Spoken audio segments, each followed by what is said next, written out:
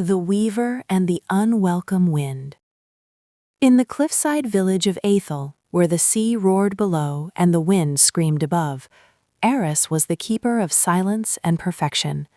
Her stone weaving studio had no windows and a door that fit its frame like a puzzle piece, sealed against the world's chaos. Inside, her tapestries were wonders. She weaved the exact blue of a midsummer sky, the precise crimson of a ripening apple. Villagers said her art was so real you could smell the ocean in her seascapes.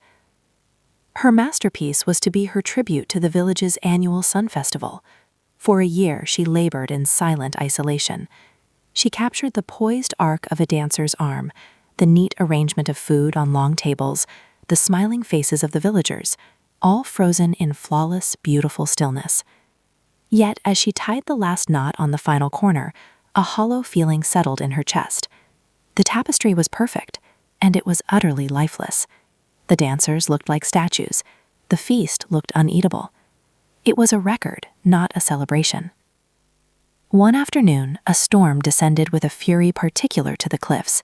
It was a charging beast of rain and gale. Eris's door, despite its perfect fit, shuddered once, twice, and on the third blow its iron latch snapped. The wind exploded into her sanctuary. It was not a breeze, it was a living entity of chaos. It roared across the studio, and its primary target was the tapestry on the great loom. The vast cloth billowed like a ship's sail, ripping free from its tethers. Eris shrieked, lunging for it, but she was a leaf in the tempest. She could only watch as the wind whipped and twisted the fabric, tangling the precise threads, dragging the blue of the sky into the green of the field, smearing the crimson of robes with the gold of wheat. As suddenly as it arrived, the storm's heart passed. The wind dwindled to a whimper. The door hung broken. And Eris's year of work lay in a heap on the floor, a snarled, confused mound of color. She fell to her knees, her sobs the only sound in the ruined stillness. It was not just a ruined tapestry, it was a ruined future, her magnum opus undone by a mindless gust. For 3 days she mourned, staring at the tangled heap. On the fourth morning, a slender beam of sunlight pierced the gloom, landing directly on the center of the wreckage.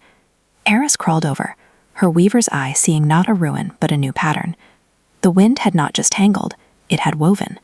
The gold in the sky became the palpable heat of a festival afternoon. The crimson splashed across the field was not a mistake, but the joyful, messy stain of spilled wine and berry pies. The blurred lines where the dancers' feet had been now thrummed with the memory of frantic, joyful motion. The perfect, frozen smiles were gone, replaced by suggestions of laughter and shouting mouths. The tapestry was no longer a silent picture. It was a story vibrating with noise, smell, and movement. It was, for the first time, alive. A profound understanding washed over her, quieter than the storm, but more powerful. She stood, her back straight. She did not repair the door. Instead, she removed it entirely, carrying the heavy wood to the cliff's edge and letting the sea take it. Now Eris weaves with the door open. The capricious coastal winds wander in. They tug at her threads as she works, introducing a slight warp in a line, a whisper of disorder in a color block. She has learned to follow their suggestion, to integrate the accident into the intent. Her new tapestries don't just hang on walls, they seem to breathe. People don't just see them, they feel the festival's heat, hear the crash of the sea, sense the passage of time. Above the open space where her door once was, she has carved a single line in the stone. Do not bar the wind, for it is the unseen weaver that turns craft into soul and perfect stillness into life. Moral: our pursuit of sterile perfection can rob our creations and our lives of vitality. True beauty and resilience are born not from rigid control, but from the courage to embrace disruption, to adapt and find a deeper, more vibrant harmony within the seeming chaos. The unplanned element is often the source of breath and spirit.